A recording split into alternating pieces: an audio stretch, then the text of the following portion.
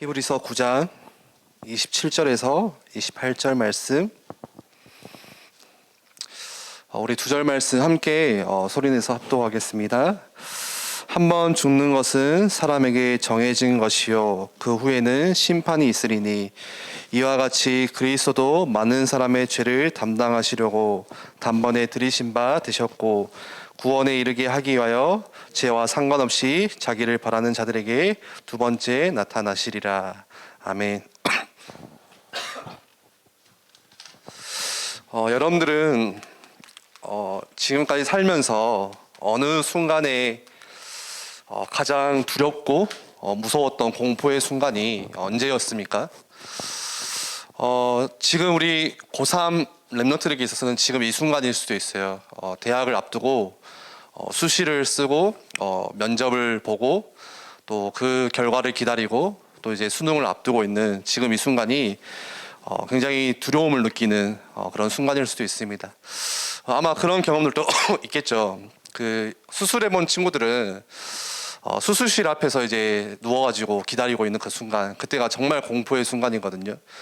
주변에 아무도 없고 혼자서 그 수술대에 딱 누워있을 때, 그래서 자꾸 옆에서 우리 어떤 간호사님들이 뭔가를 준비하는데 그때 뭔가의 그런 두려움이 있는 것 같아요.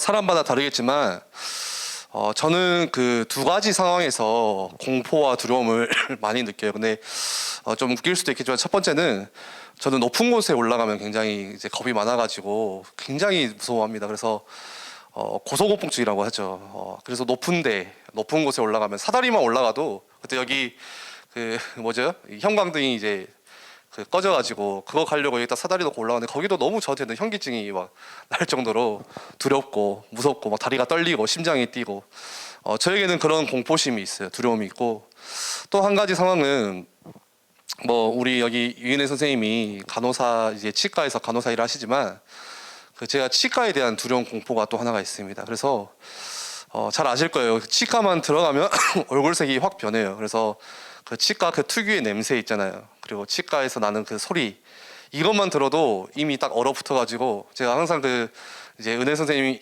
일하시는 치과를 가면 항상 먼저 물어봐요. 먼저 찾아가서 오늘 아파요? 맨날 확인하거든요. 오늘 아파요? 안 아픈데 또 확인해요. 그만큼 이제 그 공포가 있는 것 같아요. 그래서 제가 이제 작년에 좀 큰 이제 치과 진료를 받았어요. 좀 돈을 많이 들이고. 근데 그 이유가 너무 두려워서 사실 이가 이렇게 충치 먹었을 때 제때 이렇게 치료를 해야 뭐 떼우든지 해서 다시 쓸 수가 있잖아요. 근데 너무 두려운 나머지 제가 중학교 고등학교 때 치료를 받다가 도망가 버린 거예요. 너무 아파가지고 그게 이제 더 심해진 거죠. 그래서 뭐 그냥 그때 잠깐 때울 수 있는 그거를 뭐 이제 시간이 한참 지나서 뭐 이를 뽑게 되고 뭐 다시 심게 되고 뭐 이런 좀 치료를 받았는데 아무튼 저에게는 있어서는 그런 두려움이 있습니다. 그런데 사람마다 느끼는 어떠한 두려움이나 공포가 다르겠지만 가장 큰 두려움은 이건 것 같아요. 죽음에 대한 두려움, 죽음에 대한 공포. 이 세상에서 죽는 것보다 더 심한 공포는 없어요. 존재하지 않아요. 죽으면 왜죠? 끝이기 때문에.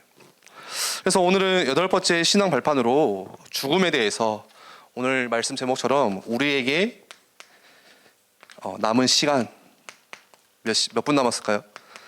네. 에 대해서 좀 말씀을 나누려고 합니다. 사람이 가장 진실해지는 순간 언제일까요? 사람이 가장 솔직해지는 순간, 숨길 것이 없이 다 드러나는 순간이 언제일까요? 바로 죽음 앞에 섰을 때예요. 예.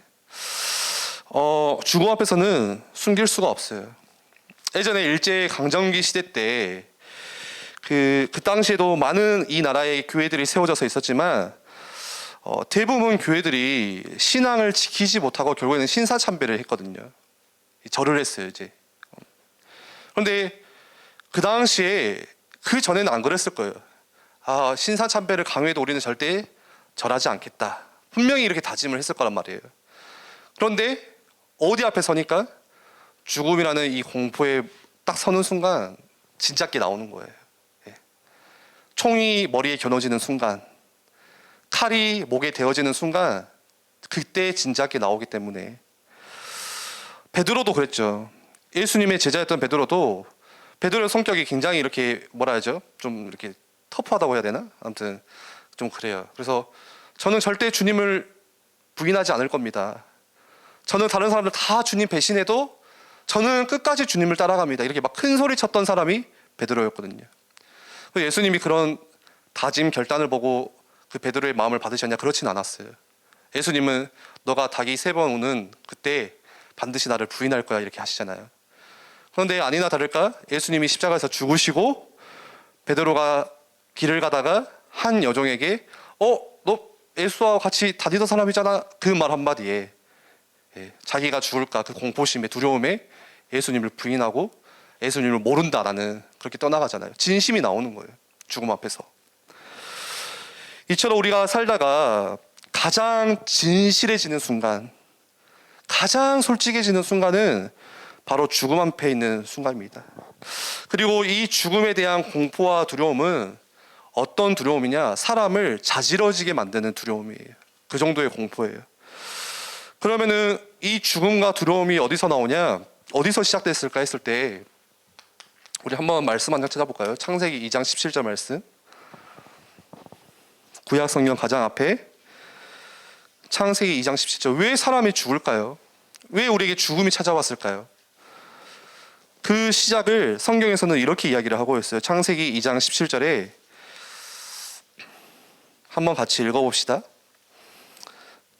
2장 17절 시작. 선악을 알게 하는 나무는 먹지 말라. 네가 먹는 날에는 반드시 죽으리라. 반드시 죽으리라. 하나님 말씀하셨어요. 언제요? 선악을 알게 하는 그 나무를 너가 먹는 날에. 하나님께서 처음 인간이 아담과 하와를 지으시고 한 나무를 지정해 놓으셨어요. 이 나무는 절대 먹으면 안 돼. 선악을 알게 하는 이 선악과, 다시 말해서 피조물과 창조주의 구분할 수 있는 상징적인 나무예요. 그런데 아담과 하와가 그 나무 열매를 따먹죠. 그런데 그 선악과를 따먹는 거는 그냥 뭐 열매 하나를 따먹은 그런 문제가 아니에요. 어떤 문제냐? 하나님을 인정하지 않는 문제. 그냥 열매를 단순히 따먹은 문제가 아니라 그 문제는 내가 창조주에 올라가려고 하는 반역의 문제예요. 지난주에도 말씀 나눴던 것 같아요. 우리가 지켜야 될 자리가 있어요. 우리가 서 있어야 되는 위치가 있어요. 피조물은 피조물 자리에 있어야 하는데 피조물이 창조주의 자리에 올라가려고 하는 반역의 문제. 내가 하나님과 같아지려는, 내가 하나님처럼 되려는 아주 극심한 문제. 그래서 이 죄로 인하여서 우리 인간에게 죽음이 선포된 거예요. 죽음이 시작된 거예요. 그래서 로마서 6장 23절에는 뭐라고 말씀해요? 죄의 삭은 사망이래요. 하나님을 떠나면서부터 오는 죄의 결과, 이 죄의 대가는 죽음이다. 하나님을 떠나면서부터 우리에게 죽음이 선포되기 시작한 거예요. 그런데 우리가 살면서 우리에게 선포된 이 죽음, 사망이라는 거, 여기에 대해서 많은 사람들이 잘못 인식하고 있고 올바르지 않게 인식하고 있고 틀리게 생각하고 있어요. 죽음에 대해서 오해하고 있고 착각하고 있습니다. 뭘 착각하고 있냐?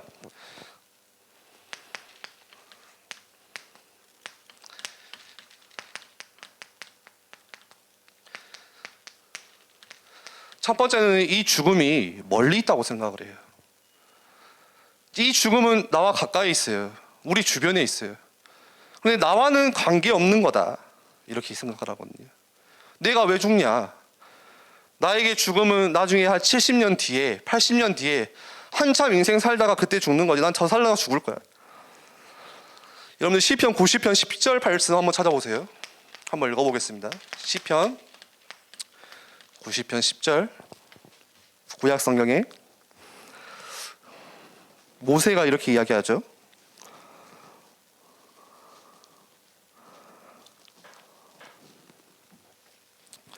시편 90편 10절 말씀 한번 읽어봅시다. 시작.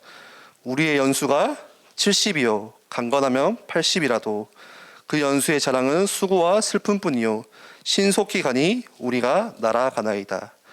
우리의 연수, 우리에게 오늘 제목처럼 남은 시간이 70, 길면은 좀 건강하면 80 인생이래요. 그 인생의 자랑이 뭐라고요? 기껏 니네가 70년, 80년 살아도 결국 자랑할 것은 수고와 슬픔밖에 없다. 그게 우리의 인생이라고 이야기를 해요. 그러면서 뭐라고 이야기하죠? 우리의 인생이 신속히 간대요. 마치 날아가듯이 신속히 인생이 날아간대요. 그 말은 무엇이에요? 우리의 삶이 금방 지나간다는 거예요. 다시 말해서 이 죽음이라는 것이 결코 우리와 멀리 떨어져 있지 않다는 것입니다. 실제로 죽음은 우리 가까이에 있어요. 내가 스스로 살고 죽고 컨트롤할 수가 없어요. 내가 지금 해놓은 게 없기 때문에 나 더 준비하다가 인생을 살다가 가야지 하더라도 나에게 주어진 시간이, 남은 시간이 10년이면 우리는 10년 인생을 살아야 되는 것이고, 나에게 남은 인생이 5년이라면 우리는 5년 인생을 마무리하고 살아야 되는 거예요. 딱 그만큼의 시간을 살고 가야 되는 게 우리에게 주어진 인생이에요. 특히 젊은 날을 사는 저와 여러분에게 더더욱 죽음은요, 멀리 있는 것처럼 느껴질 거예요. 특히 우리 청소년들에게는요. 지금 나에게는 해당되지 않는 이야기다. 나는 죽음과 상관이 없다. 그런데 그게 죽음에 대한 큰 착각이라는 거예요. 가장 큰 착각이에요. 우리가 언제 죽음을 맞이할지 아무도 몰라요. 내가 언제 죽을지는 아무도 몰라요. 그 말은 무슨 말이냐? 다르게 얘기하면 내 인생에 진짜 주인이 따로 있다는 거예요. 내가 내 인생의 여러분들 주인이라면은 내가 살고 죽는 거 내 맘대로 할 수 있어야죠. 그렇죠? 우리가 언제 죽을지는 아무도 몰라요. 그 말은 생사화복의 주관자가 따로 계신다는 거예요. 죽고 사는 문제가 우리 문제가 아니라는 거예요. 그 말은 내 인생의 창조주가 계신다는 거예요. 나를 창조하신 분이 따로 있다는 거예요. 두 번째, 이 죽음에 대한 착각은 뭐냐? 죽음을 굉장히 뭔가 여러분들 아름답게 생각해요. 특히 여러분들 보는 넷플릭스나 영화나 드라마 보면은 죽음에 대해서 굉장히 아름답게 표현을 하거든요. 아름답게 이렇게 미화해서 보여줘요. 마치 죽음이 이런 거다. 아주 평온한 것이다. 예를 들어볼까요? 우리 남자친구들은 저 같은 경우는 정제 영화 좋아하거든요. 전쟁 영화를 보면은 한 군인이 총을 들고 막 돌진을 해요. 갑자기 눈동자가 변해요, 그 사람이. 그리고 옆에 있는 저 눈을 바라봐요. 야, 너를 만난 거는 정말 내 인생의 축복이었다. 내 가족을 이제 잘 부탁할게. 그러면서 이제 달려들어요, 앞으로. 총알바지를 다 하고 쓰러집니다. 바로 안 죽어요. 근데 숨을 붙이다가 그 이제 친구가 달려와서, 전우가 달려와서, 야, 괜찮아. 야, 숨 좀 쉬어봐. 이럴 때 이 하이라이트가 뭐예요? 갑자기 아름다운 BGM이 쫙 깔리면서 뭐라고 말해요? 마지막으로 나 담배 하나만 불자. 담배 한 대 다 불면서 인생 참 달다. 이러고 죽잖아요. 굉장히 뭔가의 죽음을 미화해서 보여주거든요. 여러분들 여자들이 좋아하는 멜로 영화를 예로 들어볼까요? 사랑하던 여자친구가 병실에 누웠어. 기침을 저처럼 콜록콜록해요. 근데 그 병실 한 벽면에 큰 창가에서는 햇살이 아름답게 그 여자를 비춰주면서 밖에는 새가 째작째작 뭐라 하죠? 지저귀면서 한 손에도 뭘 들고 있냐? 그 여자가 시집을 들고 있다가 남자친구가 문을 열고 들어오니까 그 햇빛이 착 비춰지면서 아우라가 딱 퍼지면서 그때 아름다운 음악이 착 깔리잖아요. 그러면서 그 여자친구가 눈을 감아요. 남자친구는요, 뭐예요? 하이라이트야. 밖에 나가서 소리도 내지 못하고 주먹을 물고 울어요. 마치 그런 식으로 죽음에 대해서 미화를 해주거든요. 그런데 실제 죽음은 그렇지 않다고 해요. 실제로 오늘 내일 하고 있는 중환자실에 있는 거기서 일하고 있는 의사나 간호사, 또 저기 호스피스에 가보면은 조무사들 있죠. 그분들의 이야기를 들어보면은 실제 의료 현장에 가보면은 자기가 기존에 알고 있던 죽음과 실제 현장에서의 죽음은 전혀 다름을 느낀다고 합니다. 그리고 너무 그게 끔찍한 나머지 그 일을 끝까지 못하는 사람들이 많다고 해요.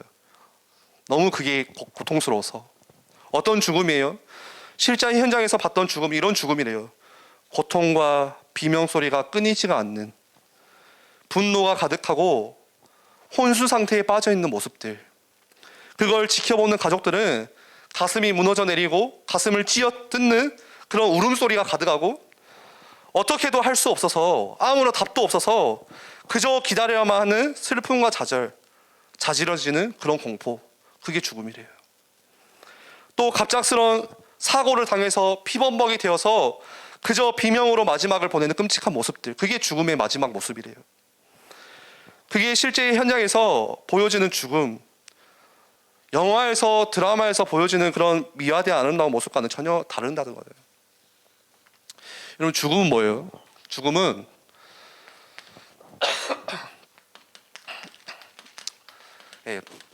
모든 것을 스탑하게 해줍니다.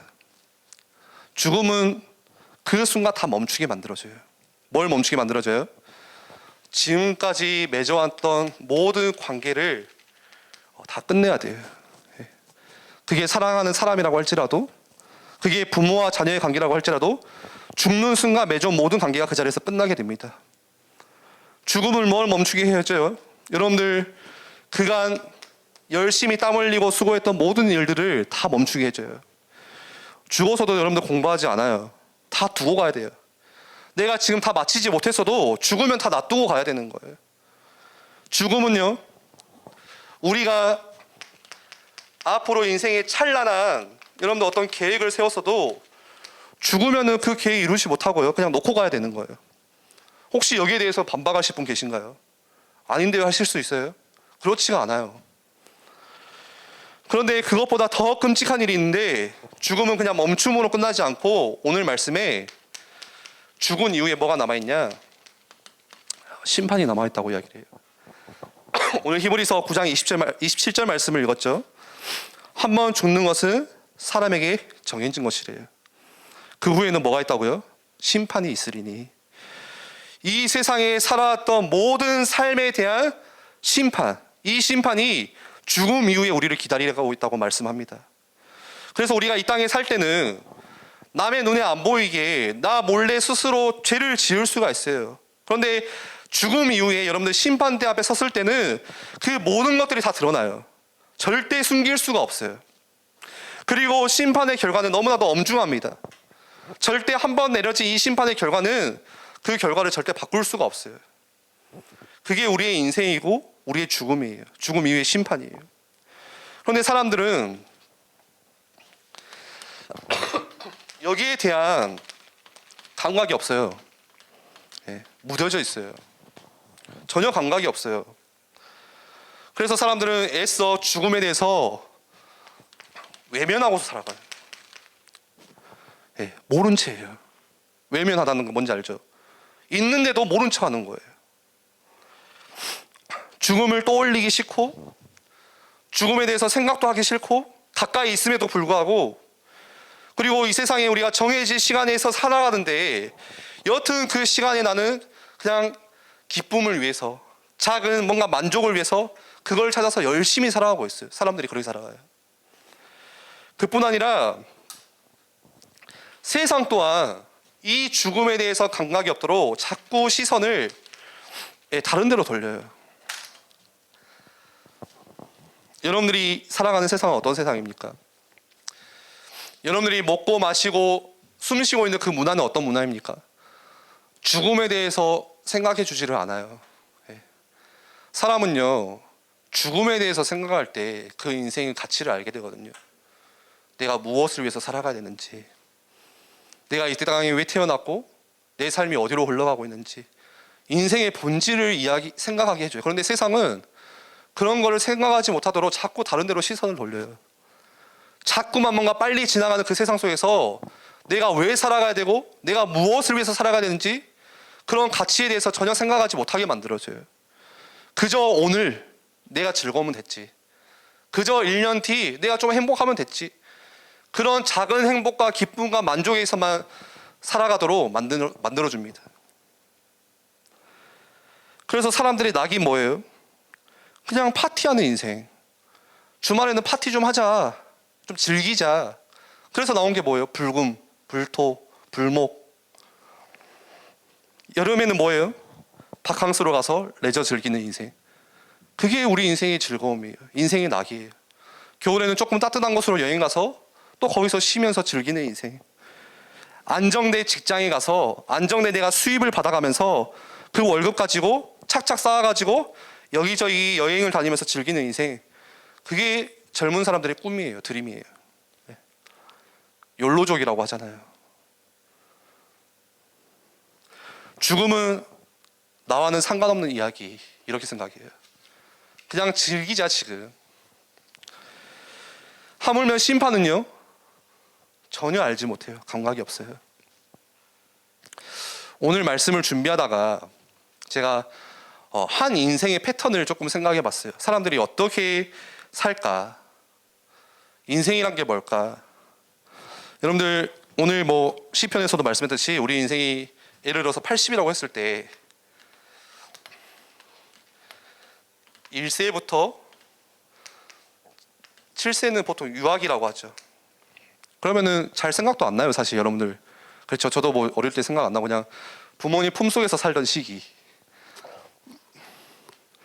이제 8세가 돼서 초등학교에 가고 14살부터 여러분들 뭐 19살까지 이제 학생이죠. 지금 여러분들 지금 여기 있잖아요. 그럼 뭐 하냐? 공부해야죠. 예. 학원 다니고 공부하고 어쨌든 뭔가를 막 해야 됩니다. 그러다가 여러분들 이제 20살이 될 거 아니에요, 곧 있으면. 그 30살까지는 또 대학 다녀야죠, 대학. 대학 안 가면 뭐 할 거예요? 이제 직장 바로 취직하는 친구들도 있죠. 그리고 대학 졸업하면 또 어쨌든 또 직장에 가야 돼요. 대학 졸업하고 끝이 아니잖아요. 이제 먹고 살아야 되잖아요. 언제까지 부모님의 그 돈을 내가 쓸 수는 없잖아요. 그래서 이제 직장을 찾아야 되는데 아무튼 이게 힘들어요, 지금.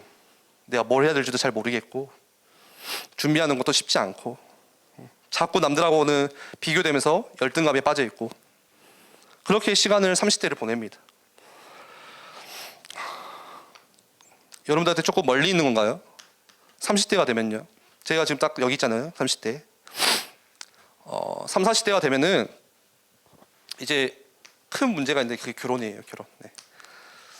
결혼만 하면 끝이냐? 집은 어떻게 할 거냐? 네.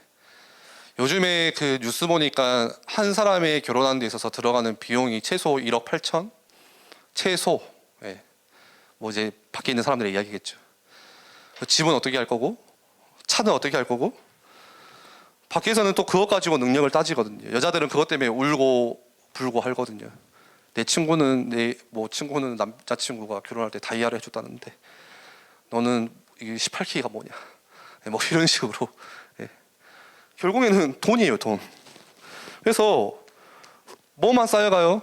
빚만 쌓여가요, 빚만. 대출을 계속 받아야 돼요. 그리고 자가가 있다는 게 말이 안 되는 거예요, 요즘에는. 집이 있다는 게 결혼할 때. 한 대기업을 다니던가 뭐 사업을 하던가 아니면 여기서 뭐 보험금을 타던가 그러지 않는 이상은 차 있어야 되죠. 예. 또 앞으로 이제 경제를 계속 이제 축적해 나가야 되잖아요. 그 경제에 대한 문제가 엄청 머리 아픕니다. 30, 40대. 40대 이후면은 뭐 끝나나요? 안정이 되나요? 아니에요. 이제 쓰지도 않을게 그냥. 예. 자녀를 키워야죠. 그때는. 여러분들 부모님 지금 세대가 이제 40, 50대 세대잖아요. 실컷 여러분들 좀 부모님 생각하면 좀 짜네요. 실컷 공부하고 대학 가고 해가지고 좀 쉬려고 할 때 이제 여러분들 키워야 돼. 잠도 못 자고 뒷바라지 해야 되고 여러분들 짜증과 뭔가 불평 다 받아줘야 되고 응석 다 받아줘야 되고 어찌됐든 간에 또 학원비 내줘야 되고 또 뭐 사줘야 되고 입혀야 되고 먹여야 되고 그렇게 60살까지 살아갑니다. 길게는 70세. 그러면 그때 이후에는 뭐예요? 이제 건강하지가 않아요. 예전처럼 뭐 젊어가지고 어디를 막 다닐 수 있는 나이도 아니에요. 예. 그러면 이제 노년이거든요. 노년이면 쉴 수 있냐? 쉬지를 못해요. 왜요? 또 돈이 없거든요. 여러분들이 돈 안 줄 거잖아요. 엄마 아빠들한테. 여러분들이 또 이 인생을 살아야 되기 때문에 열심히. 그럼 엄마 아빠는 뭐예요? 은퇴하고 이제 택시기사를 해야 되는 거예요. 어디 가서 뭐 관리를 해야 되는 것이고. 뭔가를 먹고 살아야 되니까 최소한의 돈이라도 받아가지고. 대부분 인생이 이렇게 동일하게 살아가요. 부자건 젊건 뭐 가지건 없건 상관없이 거의 다 이런 패턴으로 살아가거든요. 근데 요즘에는 추세가 이제 이걸 빼잖아요. 결혼을 빼잖아요. 또 뭘 빼죠? 자녀를 빼잖아요. 왜요? 내가 뭐 한다고 대학 다녀가지고 열심히 돈 모아가지고 내가 뭐 한다고 저 남자한테 쓰냐 이거예요. 내가 뭐 하나고도 우리가 둘이 사는 것도 쉽지 않은데 그냥 나 혼자 사는 게 낫지. 그런 거예요. 그러니까 결혼은 안 하고 그냥 연애만 하고 질리면 이제 바꿔가고 사람을 남자친구를 바꿔가고 자녀도 이제 안 낳죠. 요즘에 저출산이라고 하잖아요. 힘든 거예요. 너무 힘든 거예요. 하나 낳아 보니까 들어가는 돈이 어마어마해. 자꾸 보니까 고생하는 것 같아. 왜 저렇게 살까? 그냥 나는 나를 위해서 살란다. 지금 그게 이제 문화의 추세잖아요.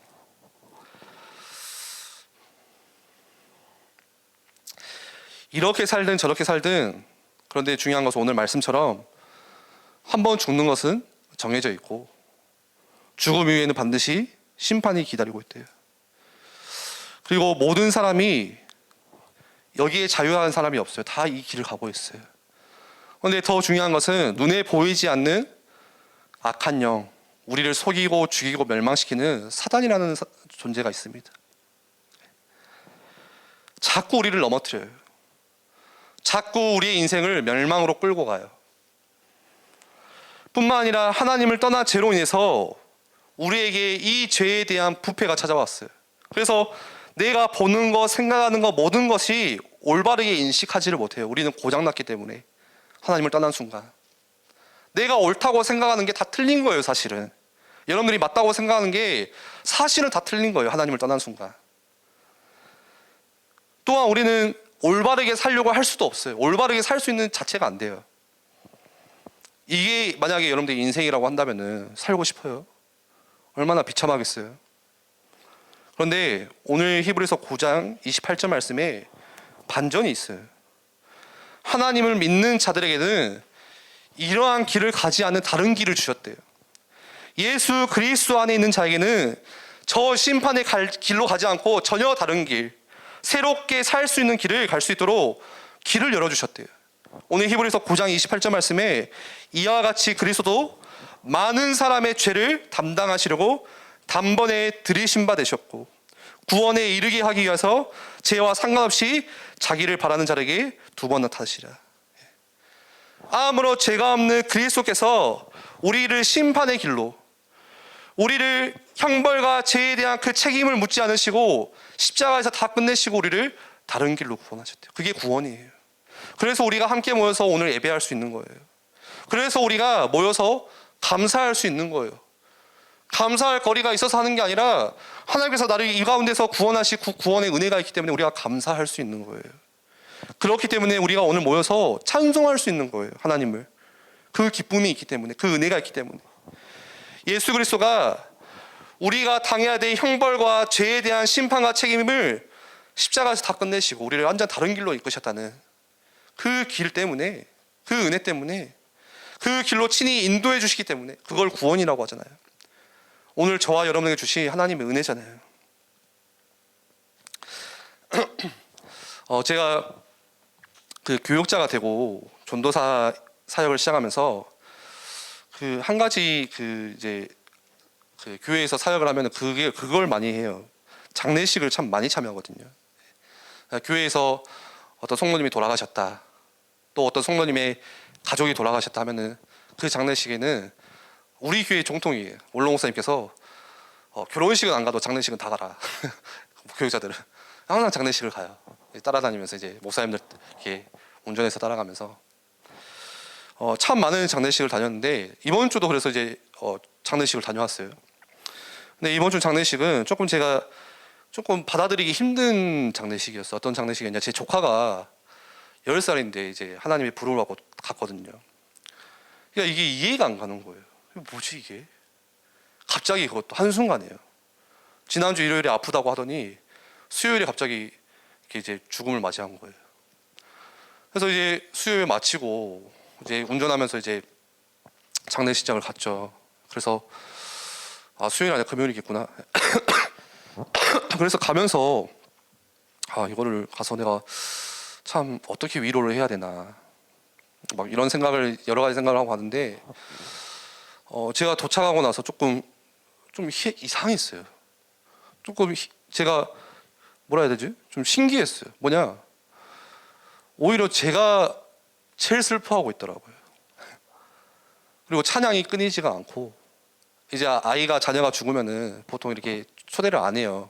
그냥 조용히 그냥 하루만 장례를 치르는데, 근데 계속 찬양하고 있고, 그 부모님들은 같이 이제 다 믿는 분들이기 때문에 그 가족이 같이 포럼하고 있고, 하나님의 계획이 뭘까 이렇게 또 이야기하고 있는데, 정말 제가 좀 약간 죽음에 대해서 생각이 많이 바뀌었어요. 아, 죽음은 하나님의 영원한 슬픔과 안식할 수 있는 눈물 없는 하나님의 품에 안식하는 거지. 세상 사람들은요, 제가 여러 장례식을 가봤지만 진짜 믿지 않는 분들의 장례식과 믿는 분들의 장례식이 정말 극명하게 차이 나요. 제가 앞서 말씀드린 것처럼 믿지 않는 분들의 불신자들의 장례식은 통곡 소리, 비명 소리, 그 공포, 모든 것들을 다 끊고 가야 되는 거기서 오는 슬픔과 좌절, 그거를 이겨내지를 못해요. 그런데 믿는 분들의 장례식장은 달라요. 굉장히 평안해요. 눈물이 없냐? 당연히 슬프죠. 눈물이 있어요. 그런데 믿음이 있어요. 여기서 끝나는 게 아니라 나중에 우리가 하나님 품에서 영원한 안식 가운데 함께 만든다는 그 믿음, 그 은혜가 정말 다르더라고요. 그러면서 그 찬송가 486장에 그 찬양을 좀 많이 불렀는데, 그때 이 세상에 근심된 일이 많고 참 평안을 몰랐구나, 내 주 예수 날 오라 부르시니 곧 평안이 쉬리로다, 이런 가사가 있더라고요. 2절에는 이 세상에 공고한 일이 많고 참 쉬는 날 없었구나, 쉴 수 없는 인생을 계속 살아오다가 내 주 예수 날 사랑하시니 곧 평안이 쉬리로다, 우리에게 영원한 안식 할 수 있는 그 기쁨, 그게 죽음이라는, 어떻게 보면 우리에게 주신 축복이라는 생각이 듭니다. 우리 마치고 이 찬양을 함께 부를 건데, 여러분들, 내가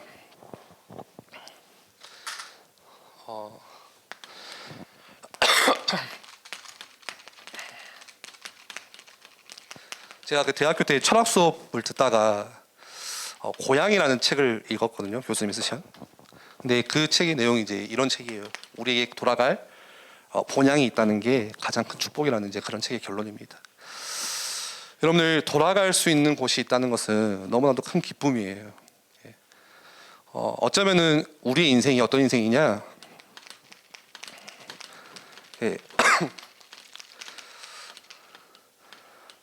제 인스타에다가 맨날 적어놓는 건데 저도 잊지 않으려고, 나그네 인생이에요. 지금 여기서 여러분들이 겪는 어떤 슬픔이 있나요? 이 땅에서 뭐 기쁨이 있어요? 영원하지가 않아요. 그냥 나그네 인생. 나그네는 뭐예요? 그냥 떠돌아다니는 인생이에요. 언제든지 불러주면 가야 되는 인생이 나그네 인생이에요. 근데 그런 우리 나그네 인생 가운데 우리가 돌아갈 본향이 있다는 것은 너무 큰 축복이에요. 죽음은 무엇이냐?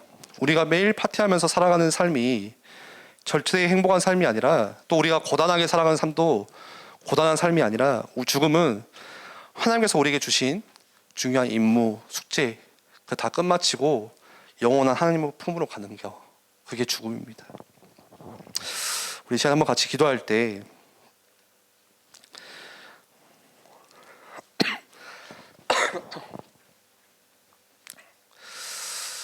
많은 사람들은 다 같은 길로 가지만, 인생의 그런 길을 걸어가지만, 하나님께서는 십자가의 그 은혜로 말미암아 우리에게 다른 길, 그 길 가지 않고 우회할 수 있는 다른 길을 주셨어요. 우리가 당해야 되는 형벌과 죄에 대한 심판과 책임을 모든 십자가에서 다 끝내시고 우리에게 새로운 길, 살 수 있는 길 열어주셨죠.